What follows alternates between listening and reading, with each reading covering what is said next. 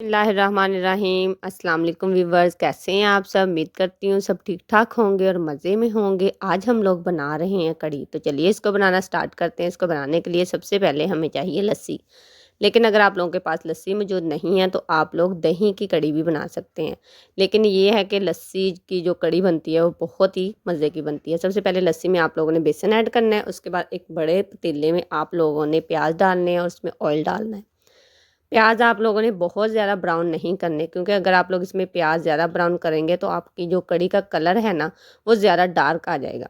सबसे पहले प्याज ब्राउन करने हैं। उसके बाद आपने अदरक, लहसुन, हरी मिर्च इन तीनों चीज़ों का पेस्ट आपने बना के इसमें डाल देना है और इसको अच्छे से आपने भुनाई करनी है। आप लोगों ने चेक कर लेनी है, क्योंकि लस्सी में अगर खटास ज़्यादा होगी तो आपकी कढ़ी बहुत ही मज़े की बनेगी। और लस्सी में जब आप लोगों ने बेसन शामिल करना है तो इसको क्वांटिटी में शामिल करना है कि बहुत ज़्यादा गाढ़ा नहीं करना, क्योंकि थोड़ा पतले स्टाइल में बेसन आपने मिक्स करना है, क्योंकि जब कढ़ी आपकी पकेगी तो इसमें वो अच्छे से थिक हो जाएगी। अगर आप लोग पहले ही ज़्यादा बेसन ऐड कर देंगे तो अच्छी नहीं बनेगी।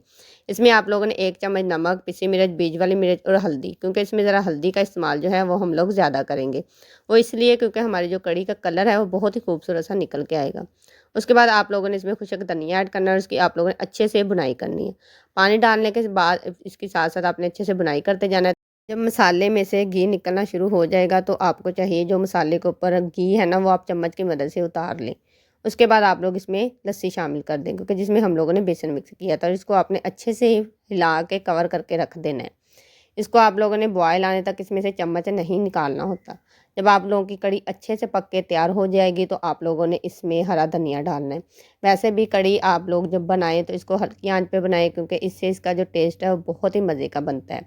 तेज़ आंच पे कभी भी आपकी कढ़ी अच्छी नहीं बनेगी। वैसे भी आप लोगों को पता है जब हम लोग कढ़ी बनाते हैं तो कम से कम हमारा आधा दिन इसको बनाने में गुजर जाता है।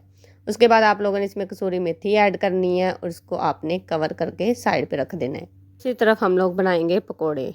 पकोड़े बनाने के लिए आप लोगों ने आलू कटिंग करने और प्याज। आलू को आप लोगों ने लंबाई की सूरत में कटिंग करना है, क्योंकि इससे जो आपके पकोड़े बनेंगे ना वो बहुत ही क्रिस्पी बनेंगे। साथ ही आप लोगों ने इसको एक बर्तन में निकाल लेना है। इसमें आपने हरा धनिया और पालक शामिल कर देनी है। अगर आप लोग कढ़ी में डालने के लिए पकोड़े बना रहे हैं तो इसमें आप लोगों ने पालक बहुत ज़्यादा क्वान्टिटी में नहीं शामिल करनी। हरी मिर्च आप लोगों ने इसमें कट करके डालनी है। उसके बाद 1 चम्मच आप लोगों ने नमक शामिल करना है, 1 चम्मच आप लोगों ने पिसी मिर्च शामिल करनी है और 1 चम्मच ही आप लोगों ने इसमें बीज वाली मिर्च शामिल करनी है। जब हम लोगों ने पकोड़े बनाने हैं तो उसमें भी हम लोग जो हल्दी है वो इसका इस्तेमाल ज़रा थोड़ा ज़्यादा करेंगे। इसमें आप लोगों ने खुशक धनिया शामिल करना है, क्योंकि अगर आप लोग पकोड़े बना रहे हो उसमें आपको पता है ढेर सारा खुशक धनिया होगा तो वो बहुत ही मज़े के बनेंगे। साथ में आप लोगों ने हल्दी शामिल करनी है और गरम मसाला शामिल करना है, क्योंकि पकोड़ों में अगर हम लोग ये सारे स्पाइसेस ऐड करेंगे तो हमारे पकोड़े हैं वो बहुत ही मज़े के बनेंगे।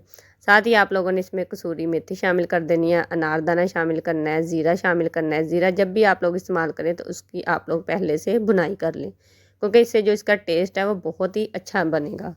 स्पाइसेस को आप लोगों ने अच्छे से मिक्स करने के बाद इसमें बेसन शामिल करना है और इसको आप लोगों ने मिक्स करना है। जब आप लोग पकोड़ों का सामान बनाएं तो सबसे पहले आप लोगों को चाहिए कि आप लोग जो है ये मटेरियल है ना इसको ऐसे ही मिक्स करें। बहुत सारे लोग पहले ही पानी डाल देते हैं, इससे जो आप लोगों के पकोड़े हैं ना वो अक्सर टूट जाते हैं। इसी तरह सारे मटेरियल को आप लोगों ने मिक्स करके रख देना है। दूसरी तरफ आप लोगों ने एक कढ़ाई लेनी है, इसमें ऑयल गर्म करना है और पकोड़े इसमें डालने जाने हैं। एक तरफ से अच्छे से ये पकोड़े पक जाएंगे तो उसके बाद आप लोगों ने इसकी साइड चेंज करनी है। जब भी आप लोग कढ़ी में पकोड़े डालें तो वो ज़रा थोड़े बड़े स्टाइल में डाला करें, क्योंकि जब हम लोग कढ़ी को हिलाते हैं तो अक्सर हमारे पकोड़े हैं वो टूट जाते हैं। इसी तरह आप लोगों ने पकोड़ों को अच्छे से फ्राई करके एक कटोरी में निकाल लेना है। जब भी आप लोग पकोड़े जो कढ़ी में शामिल करें वो हमेशा से आप लोग पकोड़े ज़रा थोड़े ठंडे करके डालें, क्योंकि अगर आप लोगों की कढ़ी भी गर्म है और आप लोग पकोड़े भी इसमें गर्म ही शामिल कर रहे हैं तो इससे आपके जो पकोड़े हैं वो टूट जाएंगे। क्योंकि कढ़ी को आप लोगों ने पहले से रेडी कर लेना है। उसके बाद आप लोगों ने जब तक पकोड़े रेडी करने हैं तो आपकी जो कढ़ी है वो ठंडी हो जाएगी। ये देखिए मैंने जब मसाले का जो घी था वो पहले से उतार के रख लिया था। अगर आप लोग इस टाइम पे इसको शामिल करेंगे इससे इसका कलर बहुत ही मज़े का निकलेगा। तो देखिए हमारी मज़ेदार सी कढ़ी रेडी हो चुकी है। लोग भी इस तरह ज़रूर ट्राई कीजिएगा और मुझे अपनी दुआ में याद रखिएगा। ऐसे ही मैं आप लोगों के लिए मज़े मज़े की वीडियो बना के लाती रहूँगी और आई होप आप लोगों को मेरी वीडियो बहुत पसंद आएगी। मिलते हैं नेक्स्ट वीडियो में, अपना ख्याल रखिएगा। अल्लाह हाफिज़।